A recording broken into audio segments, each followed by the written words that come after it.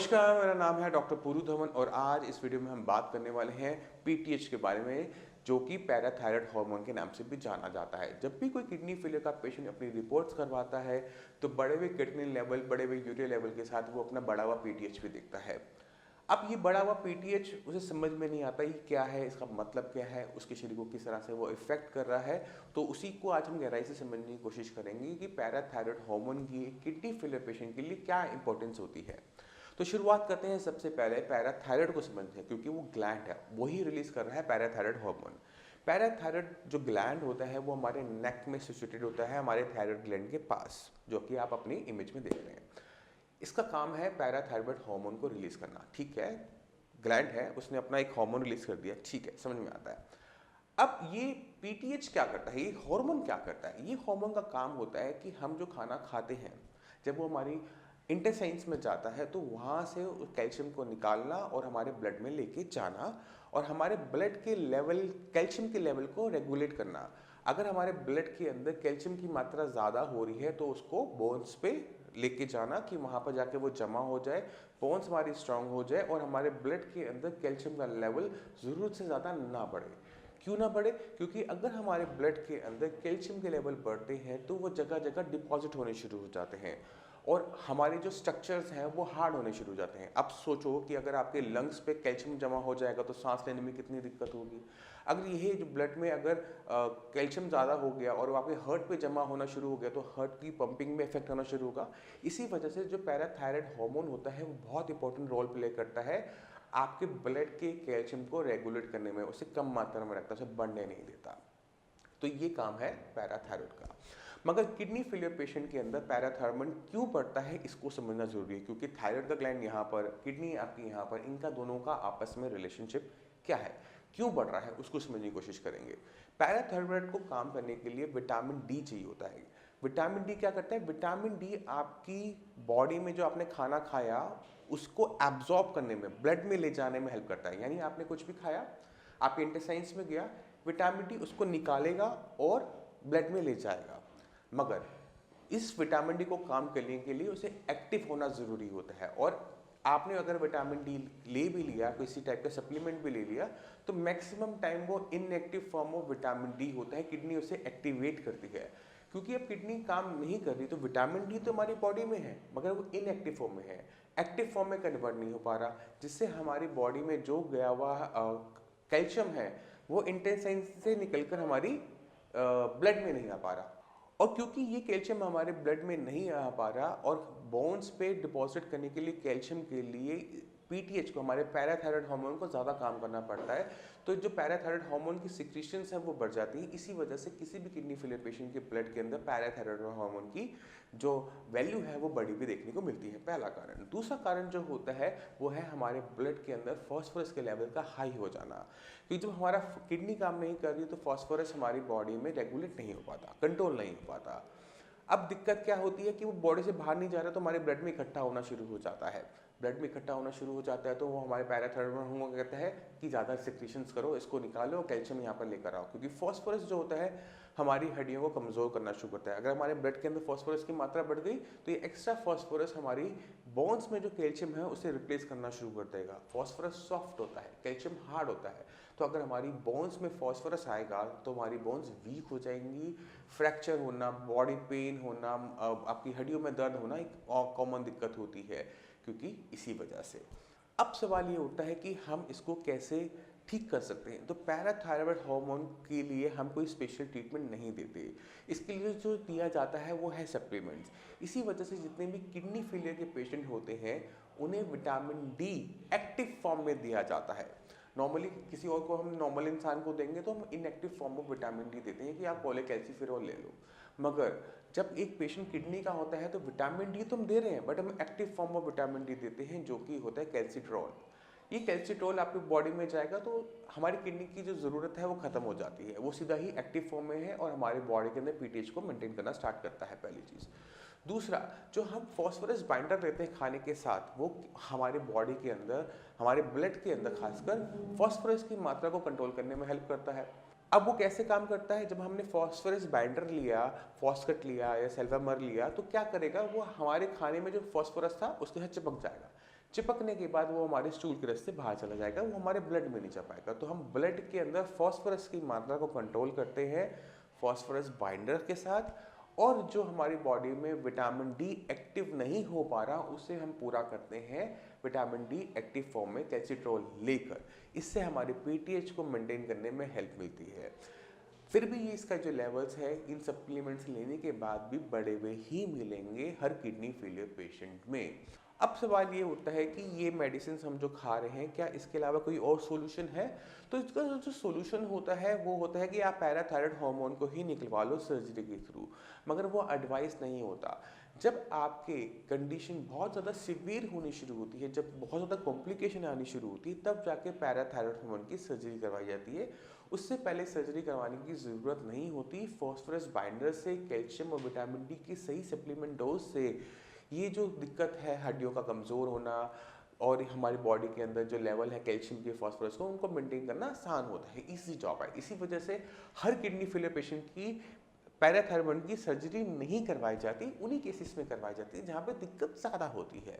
तो ये बहुत समझने वाली बात है कि पैराथायराइड हार्मोन से किसी भी किडनी फेलियर पेशेंट को घबराने की ज़रूरत नहीं है, क्योंकि इसे रेगुलेट करना, इसे कंट्रोल करना या इसकी वजह से होने वाली दिक्कतों को कंट्रोल करना बहुत आसान है। वो सिर्फ सप्लीमेंट से, आपको किसी मेडिसिन की ज़रूरत नहीं, आपको सिर्फ सप्लीमेंट्स की ज़रूरत है। कैल्शियम, विटामिन डी और फॉस्फोरस बाइंडर तीनों फूड सप्लीमेंट्स हैं।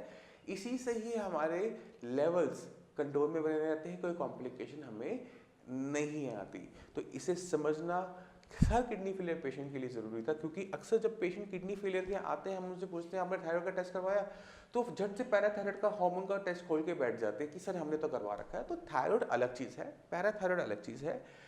आपका टीएसएच का टेस्ट अलग होता है और पैराथायराइड हार्मोन का टेस्ट अलग होता है। दोनों के मायने अलग हैं, दोनों ही अलग तरीके से काम करते हैं।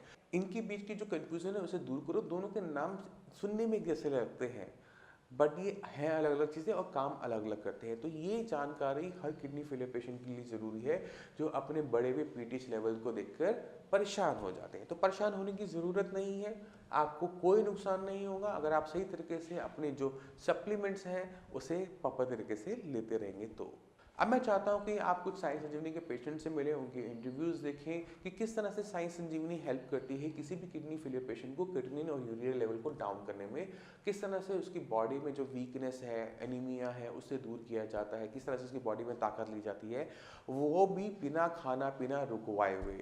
पेशेंट को पूरा खाना दिया जाता है, जो वो खाना चाहे वो खा सकता है, क्योंकि खाना हमारे लिए ज़रूरी है। खाना खाएंगे तो हमारे बाकी बॉडी में जितने ऑर्गन्स हैं वो भी सही तरीके से काम करेंगे। क्योंकि बहुत बड़ी दिक्कत होती है किडनी फेलियर पेशेंट के साथ कि वो खाने से डरना शुरू करते हैं। क्यों डरना शुरू करते हैं? क्योंकि उनको लगता है खाना खाएंगे क्रिएटिनिन का लेवल बढ़ जाएगा, मगर खाना खाने से क्रिएटिनिन का लेवल कभी भी नहीं बढ़ता। अगर क्रिएटिनिन का लेवल बढ़ता, किडनी खराब होती आपके खाना खाने से, तो सबकी खराब हो चुकी होती। तो खाने से डरना नहीं है। अब आप कुछ पेशेंट से मिलो किडनी फेलियर के, उनके अंदर जो चेंजेस है उनको देखो, तो आप समझ जाओगे कि जो आप परेशानी है, जो आपके क्रिएटिनिन लेवल मेडिसिन लेने के बाद भी बढ़ता जा रहा है, उसे बहुत ईजी तरीके से कंट्रोल किया जाता है। बट आपको हर छोटी छोटी बारीकियों पर काम करना पड़ता है। आपको डॉक्टर के साथ, डॉक्टर का पार्ट बन के काम करना पड़ता है, क्योंकि जब तक आप अपनी बीमारियों को समझते नहीं हो तब तक आप उसे कंट्रोल में किसी भी कीमत में लेकर नहीं आ सकते। नमस्कार, मेरा नाम है डॉक्टर पुरुधमन और आज हमारे साथ हैं शाहबुद्दीन जी। शाहबुद्दीन जी की जो क्रिएटिनिन लेवल था वो 1 महीने पहले 13 का लेवल था और ये आज हमारे पास 1 महीने बाद आए हैं अपनी फ्रेश रिपोर्ट लेकर और आज उनका क्रिएटिनिन लेवल आ रहा है 2.18। ये जो 13 से 2 तक का जो हमारा क्रिएटिनिन डाउन गया, इसको पहले जानते हैं शाहबुद्दीन से, उनका एक्सपीरियंस कैसे रहा, फिर मैं आपको समझाऊंगा कि हमने कैसे अचीव किया। तो शाहबुद्दीन जी, आपको कब पता लगा था कि आपकी किडनी खराब हो रही है? असल में मेरे पेन हुआ था किडनी में, और वो पथरी का पेन था। तो उसके बाद फिर मेरे अंदर मैंने जो है फिर टेस्ट कराया और डॉक्टर को दिखाया मेरठ में। वहाँ दिखाने के बाद में पता चला कि वो रिपोर्ट जब आई तो वो क्रिएटिनिन जो है वो काफ़ी बढ़ा हुआ था। कितना था उस टाइम में लेवल? उस टाइम 7.8 था। 7.8। हाँ, फिर 2 दिन के बाद ही फिर दोबारा टेस्ट हुआ तो फिर 11.8 हो गया था। अच्छा, जब आप साइंस इंजीनियरिंग आए थे तब लेवल क्या थे? जी, साइंस इंजीनियरिंग आए थे तब आपके क्रिएटिनिन का लेवल कितना था? हाँ, उस वक्त जब यहाँ हम आए तो उस वक्त नहीं 13 था। 13 के आसपास आपका लेवल था। हाँ, 13 हो गया था। 13 का लेवल था हमारा। और तो डॉक्टर्स ने कुछ बोला होगा जब आपके लेवल इतने बढ़ रहे थे, कुछ बताया था कि क्या क्या करना है? हाँ, उन्होंने तो डायलिसिस बताई थी। डायलिसिस करने के लिए आपको बोल तो हम दिया वहाँ डायलिसिस न करा के फिर हम आपका पता लगा, तो ओके। फिर हम यहाँ आपके पास आए। और फिर जब दवा शुरू हुई तो जब मैं यहाँ आया था पहली बार तो उस वक्त वीकनेस काफ़ी थी और पीलापन था चेहरे पे भी काफ़ी। लेकिन जैसे ही मतलब 2-3 दिन दवा खाई तो 2-3 दिन में काफ़ी मतलब क्या चेंजेस नजर आए थे आपको? हाँ, एक तो मुझे जो है मैं खाना जो है बिल्कुल कम खा रहा था। अच्छा, तो दवा जब शुरू हुई तो मुझे भूख भी लगना शुरू हुई। ठीक है। आधी रोटी से 1 रोटी पे आया, फिर धीरे धीरे भूख बढ़ती चली गई तो चेहरे का रंग भी बदलना शुरू हुआ। और फिर जो है जब टेस्ट कराया क्रिएटिनिन तो काफ़ी कम हो गया बीच में। कितने दिन बाद आपने टेस्ट करवाया था? हमने कराया था 4 दिन बाद 4 दिन तो 11 पर आ गया था। 4 दिन में 13 से 11 11 पे आ और उसके बाद फिर दोबारा टेस्ट बीच में और करवाए थे? हाँ, बीच में भी कराया टेस्ट। फिर कितना आया था नेक्स्ट टाइम? फिर ये 8 पर आया। 8 पे आया, फिर 5 पे आया। अच्छा, जी, अभी कितना लेवल है? अब 1.18 है इस पर। 1.18 जी, 2.18। 2.18 और ये 2.18 हमारा 13 से 2.18 कितने टाइम में गया? ये तकरीबन 1 महीना 7 दिन में। एक महीने नहीं, 7 1 महीने में हो गया था। 1 महीने में। एक महीने में हम 13 से लेवल हो गया 2। ठीक है। और अभी कुछ दिक्कत महसूस कर रहे हो शरीर के अंदर? अब कोई दिक्कत नहीं है, कोई दिक्कत नहीं? नहीं। किसी तरह की कंप्लेंट, कोई नहीं। दर्द? कोई दर्द नहीं है। दर्द नहीं है। हमने अब जब एक्सरे करवाया इसमें स्टोन भी नहीं आया इस बार? ना स्टोन स्टोन भी नहीं आया है। ठीक है। तो आपका ये जो एक्सपीरियंस रहा है सांस इंजीनियरिंग के साथ कैसा रहा? बहुत बढ़िया एक्सपीरियंस रहा और इससे हमें बड़ी मतलब खुशी हुई। और मैं दूसरे लोगों को भी यही मशवरा दिया जो इससे मतलब पीड़ित हैं हाँ। कि भाई आयुर्वेदिक में आए। और आयुर्वेदिक में जो इसका इलाज है वो एलोपैथिक में हमें नहीं मिला, मतलब हमें डायलिसिस भी बताया सीधा, लेकिन डायलिसिस से बच के हम आपके पास आए हैं। और हमें मतलब है कि हम किसी से पता भी चला था आपका पता जो है डॉक्टर पुरुधवन का। डायलिसिस तो एक बहुत ज़्यादा तकलीफदेह प्रोसीजर है, लेकिन इसमें हमें सिर्फ दवाएं रेगुलर खानी है, परहेज करना है, तो हमें 1 महीने में हम इतना दोनों जल्दी- चीज़ों में फ़र्क है। जी। अगर हम डायलिसिस करवाते तो सिर्फ खून साफ होता, जी जी किडनी वैसी की वैसी रह जाती। जी जी जी हमने खून ना साफ करवाकर किडनी को पसंद किया, हमने किडनी पे काम किया। अब आपको डायलिसिस की ज़रूरत आगे नहीं पड़ेगी क्योंकि किडनी ये काम कर रही है। जी जी ठीक है, तो ये मेजर डिफरेंस होता है कि अगर हम डायलिसिस के ऊपर किसी ट्रीटमेंट को हम चूज़ करते हैं, किडनी को अगर पसंद करते हैं, किडनी को अगर हम काम करते हैं तो किडनी हमें उसका फल ज़रूर देती है। जी, जी। वो आपका, अब आपने उसका ध्यान रखा है, वो आपका पूरे लाइफ टाइम ध्यान रखेगी। जी तो आपने खुद सुना कि क्रिएटिनिन लेवल 13 से 2.18 तक फॉल किया with in a span of 1 month. अभी हुआ क्या, पहले इनकी कंडीशन को थोड़ा सा समझने की कोशिश करते हैं क्योंकि हर केस दूसरे केस से अलग होता है। शहाबुद्दीन जी को किडनी की जो दिक्कत थी वो थी पहले सीकेडी इनका पहले से चल रहा था। इनकी जो लेफ्ट किडनी है वो साइज में छोटी है। अब उस किडनी छोटी के साथ साथ अब क्या हुआ, स्टोन भी साथ में हो गए।